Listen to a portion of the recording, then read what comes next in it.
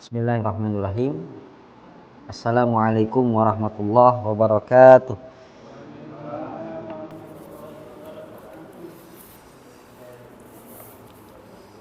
Alhamdulillahirabbil alamin wassalatu wassalamu ala asyrafil anbiya'i wal mursalin wa ala alihi wa sahbihi ajma'in wa man tabi'ahum bi ihsanin ila yaumiddin. Asyhadu an la ilaha illallah wahdahu la syarikalah wa asyhadu anna Muhammadan abduhu wa rasuluh. Amma ba'd. Bapak-bapak dan ibu-ibu, jamaah sekalian yang dirahmati Allah Subhanahu wa taala. Dan sekarang kita akan melanjutkan ke sesi yang kedua, yaitu kajian Islami. Dan pada kesempatan kali ini kita akan mengangkat tema fikih nafs.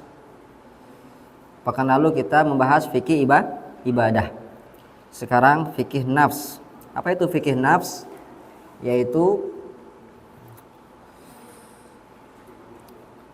mendidik jiwa, mendidik diri. Jadi tujuannya supaya jiwa kita, hati kita lebih baik, lebih bersih, agar tingkah laku, akhlak dan adab kita sesuai dengan syariat Islam. Mudah-mudahan dengan kajian ini kita bisa membersihkan hati kita dari penyakit-penyakit hati. Kita bisa lebih semangat untuk belajar, semangat untuk beribadah dan berbuat baik. Semoga akhlak kita dan adab kita menjadi akhlak yang mulia dan adab yang baik. Amin ya rabbal alamin. Dan kajian ini kita ambil dari kitab Riyadhus Shalihin. Untuk fikih nafs kita ambil dari kitab Riyadhus Shalihin, ya. Sebagian kitab tahu kitab ini insyaallah. Kitab yang terkenal. Karangan siapa? Karangan Imam Nawawi. Imam Nawawi rahimahullahu taala. Dan sekarang kita akan mulai dari bab yang pertama, yaitu babul ikhlas wa ihdharin niyyah fi jamil a'mal wal aqwal al barizah wal khafiyah. Bab yang membahas tentang ikhlas dan menghadirkan niat di seluruh amalan dan ucapan, baik yang nampak maupun yang samar. Karena ada amalan yang nampak dilihat orang, dan ada amalan yang cuma diri kita yang tahu dalam kesendirian. Ibaratnya kalau sholat jamaah, nah itu kan kelihatan orang, Pak, ya. Itu harus kita jaga niat kita.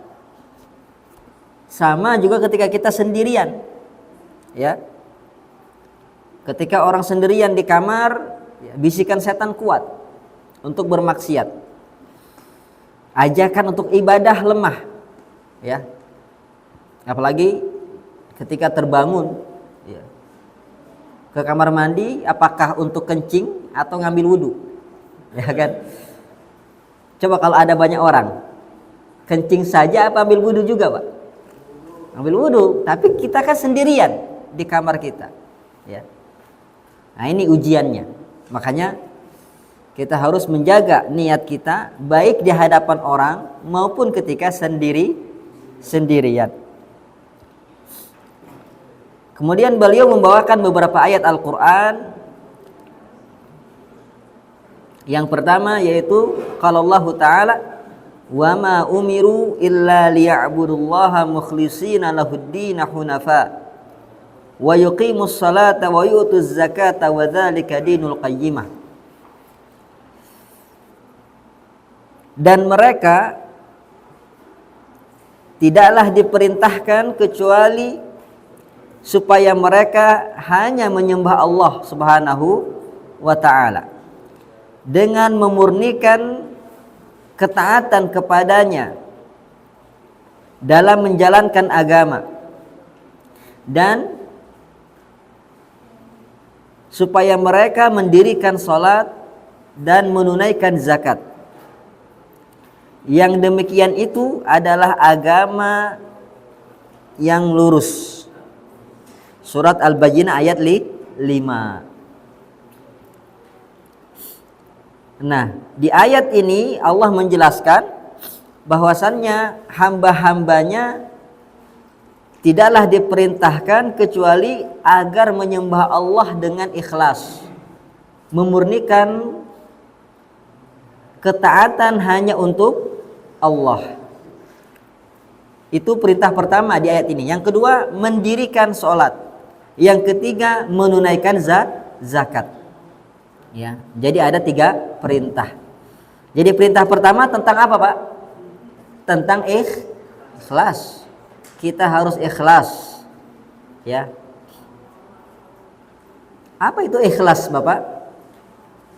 Ada yang tahu? Apa, Pak? Mengharap ridho dari Allah.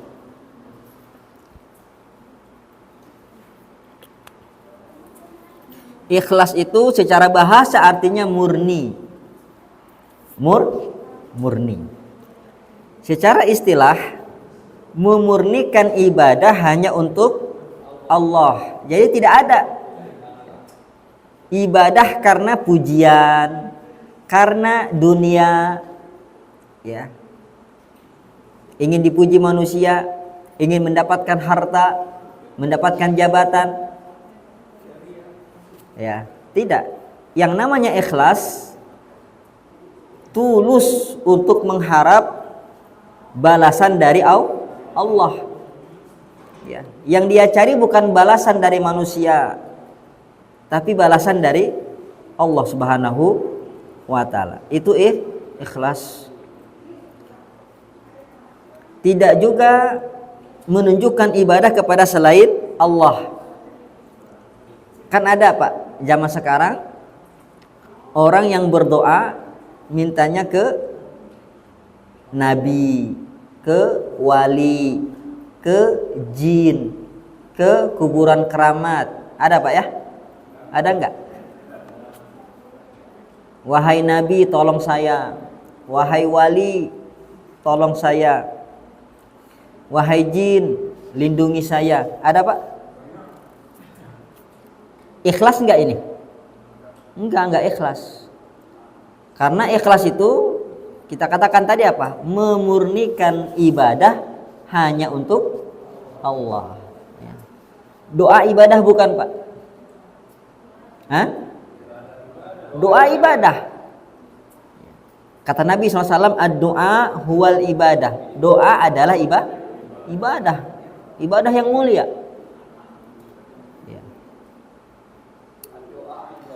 Justru kesyirikan orang-orang zaman zahiliyah itu karena syirik doa, Pak.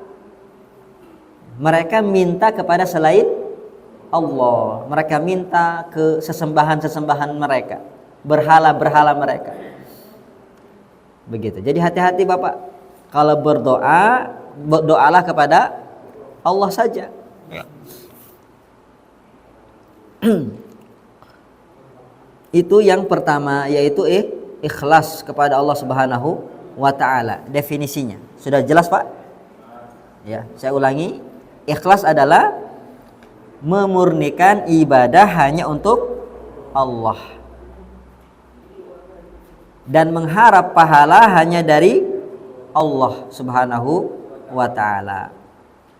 Dan ikhlas ini, Bapak, yang kedua, ikhlas itu adalah amalan hati. Jadi nggak bisa kita lihat, nggak bisa kita lihat. Yang tahu seseorang itu ikhlas apa bukan dari siapa? Diri sendiri, Pak. Jadi jangan menghukumi orang. Kamu nggak ikhlas nih, pengen dipuji. Loh, kenapa? Kamu ngasihnya di depan umum. Nggak bisa.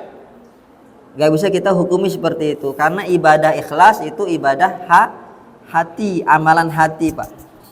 Maka tanya kepada diri kita masing-masing, apakah saya ibadah ini karena Allah atau karena pujian?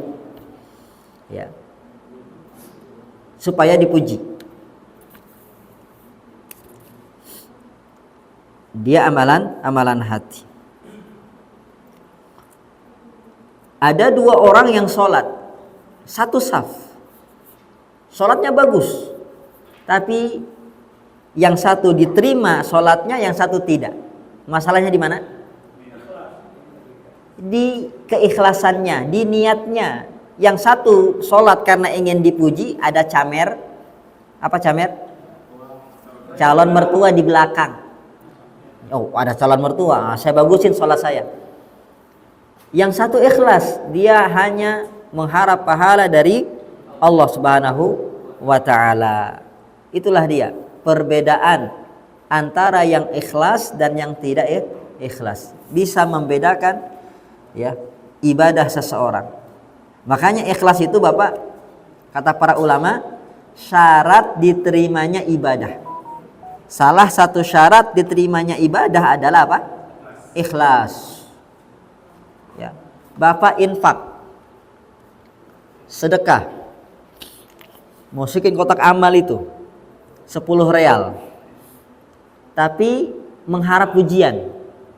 Ada satu orang ngasih 100 real, tapi ikhlas karena Allah. Mana yang lebih besar pahalanya, Pak? Yang ikhlas karena Allah. Apalah artinya 100 real tapi tidak ikhlas misalkan. Tapi ada yang 10 real tapi ikhlas. Makanya penting. Ikhlas itu penting. Dia salah satu syarat diterimanya ibadah, Pak. Allah nggak mau nerima ibadah yang tidak ikhlas. Ya. Allah tidak mau. Dalam sebuah hadis Nabi SAW dikatakan, Innallaha la yaqbalu minal a'mal illa ma kana khalisa. Allah enggak bakalan menerima amalan kecuali jikalau amalan itu ikhlas. Begitu. Walaupun kecil ibadah tersebut. Tapi kalau ikhlas, Allah akan terima. Tapi kalaupun ibadahnya banyak, ya, infaknya ber-mm, ya, bukan ember Pak ya, tapi tidak ikhlas, maka sia-sia. Apalagi kalau udah mah banyak plus ikhlas ya. Begitu. Jadi perlu diperhatikan Bapak, jangan sampai kita jor-joran ibadah tapi hati masih mengharap pujian orang, hati masih berpaling dari Allah, masih mengejar status ya sosial, masih mengejar dunia, ya, mencari dunia. Tidak boleh Pak. Ibadah dijadikan alat untuk mencari dunia. Begitu. Rugi. Gak ikhlas namanya.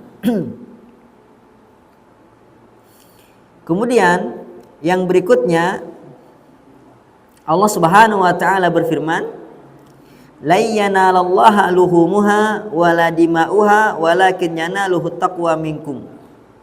Allah tidak akan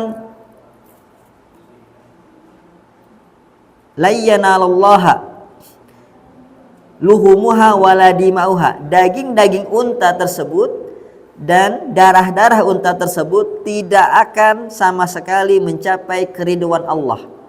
Walakin yanaluhu taqwa minkum, yang sampai kepada Allah adalah ketakwaan kita. Ini ayat yang kedua yang dibawakan oleh Imam Nawawi. Maksudnya apa?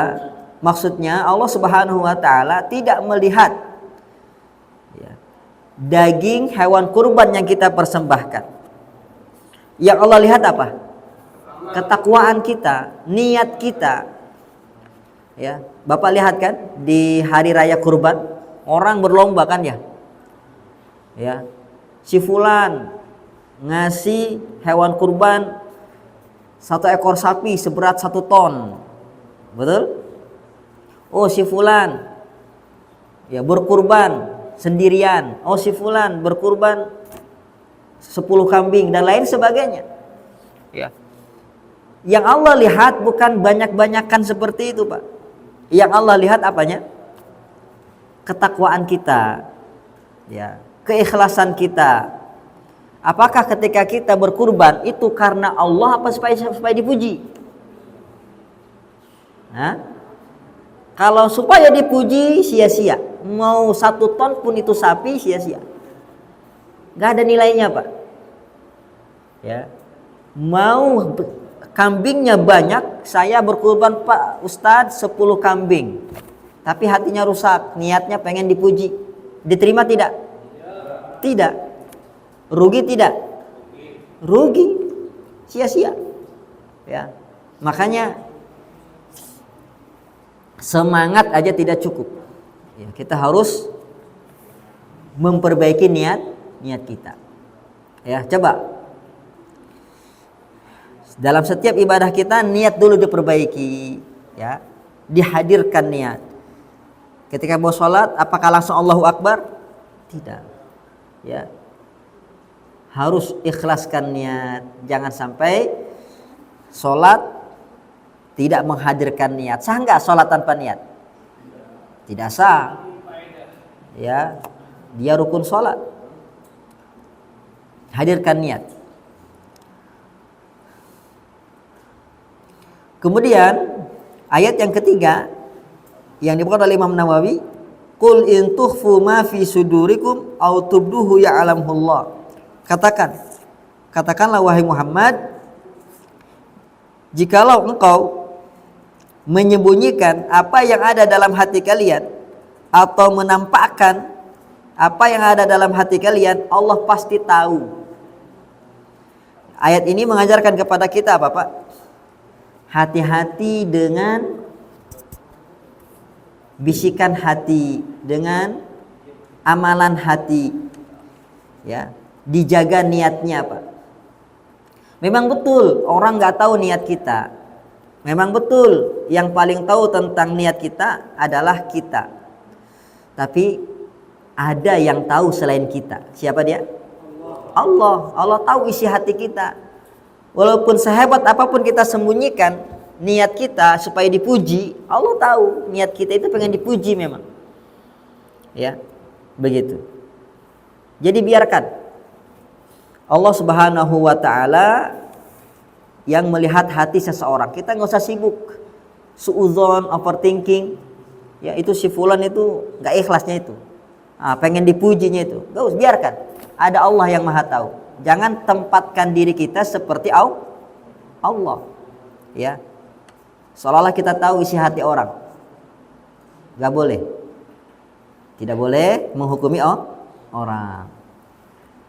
Begitu. Sama juga dengan kita. Jangan gara-gara kita gak ingin dipuji, gak dipuji, niat saya gak mau dipuji, kita malah malas ibadah. Jangan. Ini kebalik juga. Ada kayak gitu, Pak, ya? Ya.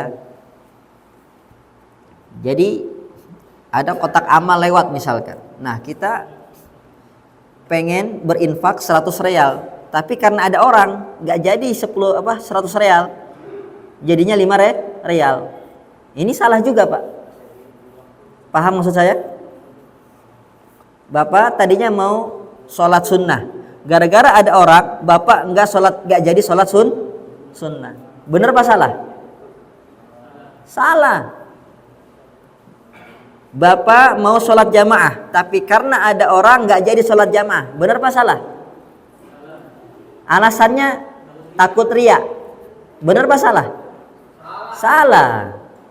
Jangan sampai kita meninggalkan amalan karena manusia. Ya, kita lawan bisikan riya itu, kita lawan. Jangan sampai gara-gara kita khawatir kena riya, kita malah meninggalkan amal soleh. Lawan, ya, bisikan tersebut. Ya. Setan senang jikalau kita beramal dengan amalan yang seadanya, yang tidak maksimal.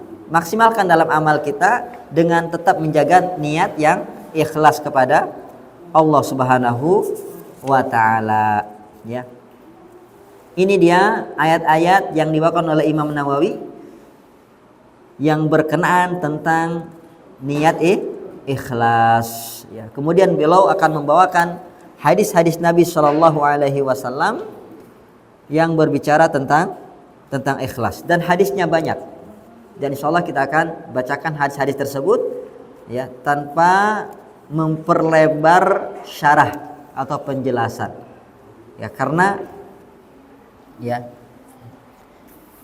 pertemuan kita sepekan sekali dan kita akan mengkaji ya sampai selesai insyaallah kitab ini. Mudah-mudahan Allah Subhanahu wa taala berikan kepada kita keteguhan. Yang terpenting kita bisa mendidik hati kita, mendidik akhlak kita, diri kita supaya tetap dalam jalur syariat ya, sesuai dengan ridha Allah Subhanahu wa taala. Baik. Mungkin ada pertanyaan, silahkan. Silakan Bapak.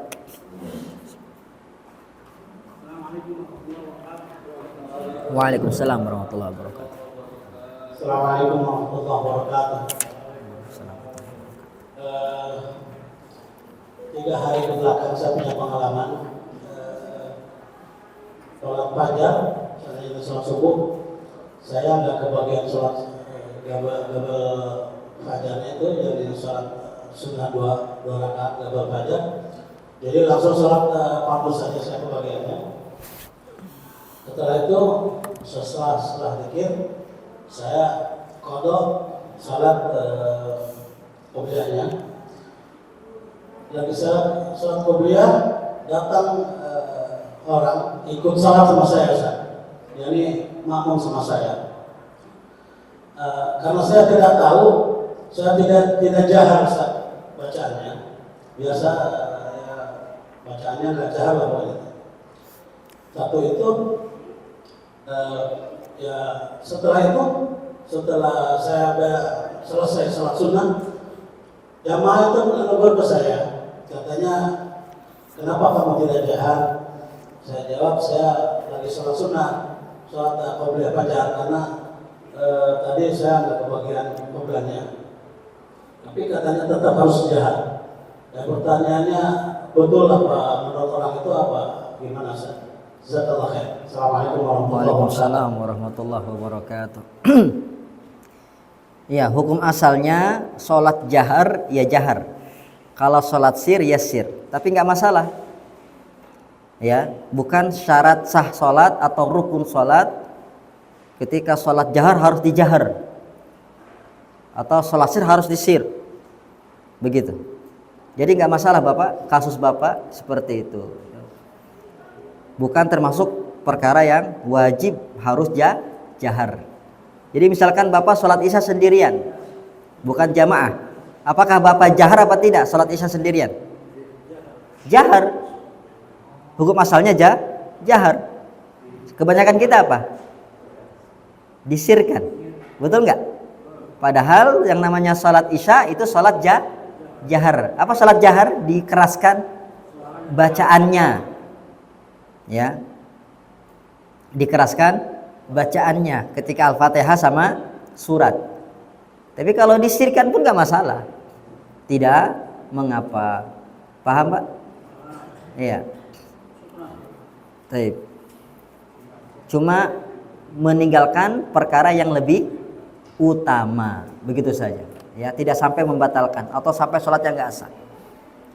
Begitu. Mungkin maksud dari kawan Bapak yang ikut jamaah itu, ya, kamu meninggalkan yang paling utama, bukan sampai nggak sah sholatnya tetap. Silakan, ada lagi?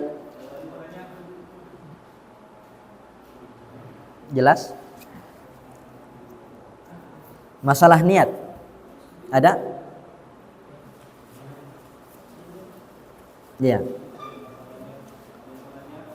Jika tidak ada, kita cukup sampai di sini.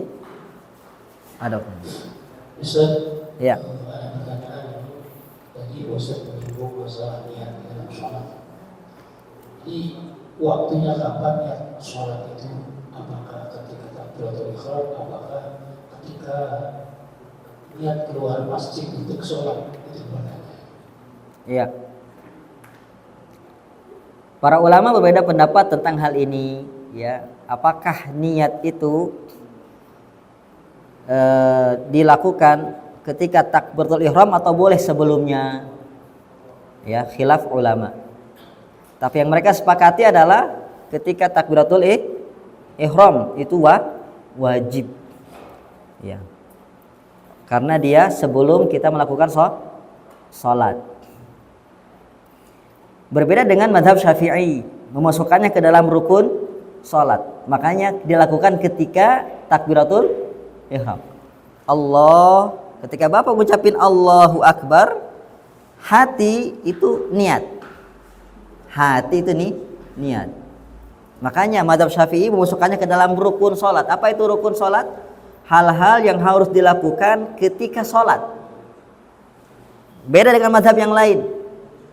Memasukkannya ke dalam syarat salat, niat itu. Kenapa? Karena sebelum salat niatnya.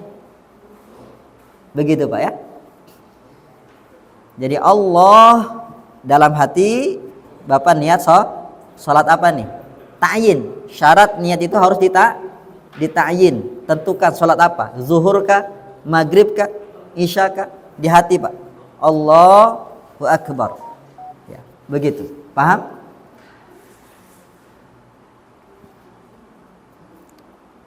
Baik, mungkin sampai di sini. Mudah-mudahan Allah Subhanahu wa taala memberikan kepada kita ilmu yang bermanfaat. Allahumma alimna ma yanfa'una wanfa'na bima 'allamtana. Subhanakallahumma wa bihamdik asyhadu an la ilaha illa anta astaghfiruka wa atubu ilaik. Assalamualaikum warahmatullahi wabarakatuh. Waalaikumsalam warahmatullahi wabarakatuh.